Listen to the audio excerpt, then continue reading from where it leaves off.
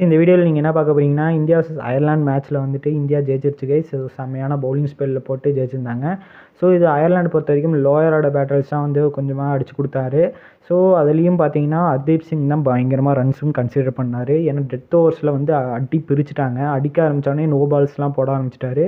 So இவர் வந்து நம்மளுக்கு வந்து இனிமேல் வர மேட்சஸ் எல்லாமே இது மாதிரி ஸ்பெல் போட்டுட்டு இருந்தாருன்னா, இவர் அடிக்க ஆரம்பித்தோடனே டக்குன்னு வந்து ரன்ஸ் கன்சிடர் பண்ண ஆரம்பிச்சிட்டாருன்னா பிக் டீம்ஸ் அகேன்ஸ்டாக நம்ம வந்து நாக் அவுட்ஸ் அந்த சூப்பர் 8லேயே வந்து எலிமினேட் ஆக போக அதிக சான்சஸ் இருக்கும். ஸோ இவருக்கு பதிலாக நம்ம சிராஜே ட்ரை பண்ணலாமா அப்படின்னு ஒரு ஆப்ஷன் வேறு போயிட்டுருக்கு. இவர் வந்து ஒரு லெஃப்ட் ஆர்ம் ஆப்ஷனால தான் இவரை ட்ரை பண்ணிகிட்ருக்கோம் கைஸ். ஸோ இவருக்கு பதிலாக வேறு ஏதாச்சும் பவுலர் எடுத்துகிட்டு வரலாமா, இல்லைனா சிராஜே எடுத்துகிட்டு போகலாமா, இல்லை ஸ்பின்னர்ஸ் யாராவது ட்ரை பண்ணலாமான்னு உங்கள் ஒப்பீனியன் என்ன, அதை மறக்காமல் கமெண்ட் பண்ணுங்கள்.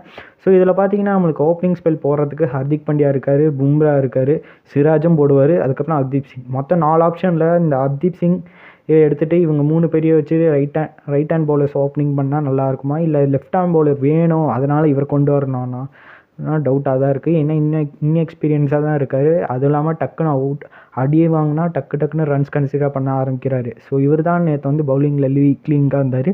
மற்றவங்க எல்லாருமே செம ஸ்பெல் போட்டிருந்தாங்க. சிராஜாக இருந்தாலும் சரி, அதுக்கப்புறம் பும்ரா வேறு மாதிரி ஸ்பெல் போட்டிருந்தார். ஸோ அடுத்தது ஹர்திக் பாண்டியா 3 விக்கெட்ஸ் எடுத்தது, அவரும் செம்மையாக விக்கெட் டேக்கிங் ஸ்பெல் போட்டிருந்தார். அக்ஷர் பட்டேல் அவரும் நல்லா போட்டிருந்தார். ஸோ ஜடேஜா தவிர எல்லாரும் பவுலிங் பேட்டிங் எல்லாரும் விக்கெட்ஸ் எடுத்திருந்தாங்க.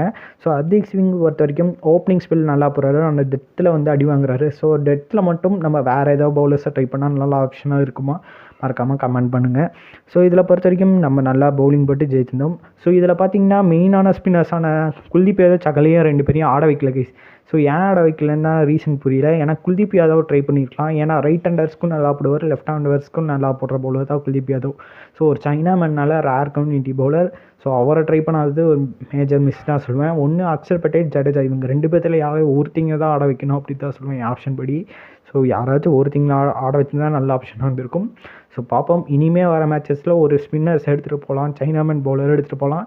ஸோ அக்ஷர் பட்டேலுக்கு பதிலாக எவ்வளோ ட்ரை பண்ணலாமா, இல்லை ஹர்தீப் சிங், இல்லை சிராஜ், இந்த மாதிரி பவுலர்ஸ் தூக்கிட்டு யாரோ ட்ரை பண்ணலாம், ஒரு பெட்டர் ஆப்ஷனாக இருக்கும்னு சொல்லுவேன். ஸோ அவ்வளோதான் கைஸ். இந்த வீடியோ பிடிச்சிருந்தா அவங்க ஃப்ரெண்ட்ஸ் அண்ட் ஃபேமிலிக்கு ஷேர் பண்ணுங்கள்.